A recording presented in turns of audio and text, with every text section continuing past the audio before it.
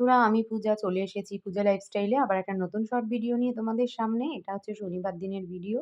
তো এটা হচ্ছে আমার ঘরে সবথেকে শান্তির জায়গা। সত্যি কথা বলতে পুজো দিতে বসার পর মনে এতটাই শান্তি আসে যে সেটা বলার ভাষা নেই। আর এই যে বড় মাকে তো মালা পরিয়ে দিয়ে গণেশ সকালবেলায় ডিউটি বেরিয়ে গেছে আর আমি দিয়ে দিলাম বেলার দিকে একটু পুজোটা।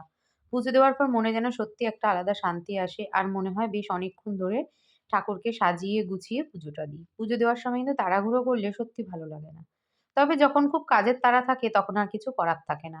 শনিবার বড় ঠাকুরের উপোস করেছিলাম তো সন্ধ্যেবেলা চলে গেছিলাম বড় ঠাকুরের মন্দিরে অঞ্জলি দিয়ে পুজো দিতে।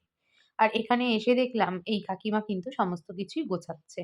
আর আমিও তাতে একটু হেল্প করে দিলাম। ধূপকাঠি, মোমবাতি দেখো এখানে জ্বালিয়ে দিয়েছি আর অনেকেই কিন্তু এখানে এসে পুজো দিয়ে যাচ্ছে। আর এই পুষ্পপত্রটার মধ্যে সমস্ত ফুলগুলোকে গুছিয়ে নিলাম। ঠাকুরমশাই আসতে এখনো বেশ ওই আধা ঘন্টা মতন বাকি।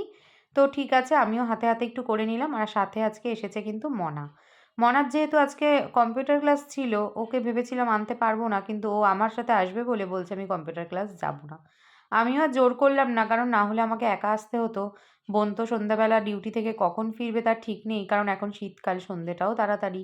যাই হোক, তা কেউ একজন আসলে সাথে আর কি ভালো লাগে। তো আমাদের বাড়ির সামনেই মন্দির, ওই ১০-১৫ মিনিটের মতন রাস্তা। মনা আর আমি দুজন মিলে বড় ঠাকুরের মন্দিরে পুজোটা কিন্তু আজকে বেশ ভক্তি ভরে অনেকক্ষণ ধরে দাঁড়িয়ে ঠাকুরের কাজ করে ভালোভাবে দিলাম। তোমরাও সবাই বলো জয় বড় ঠাকুরের জয়, জয় শনিদেবের জয়। টাটা।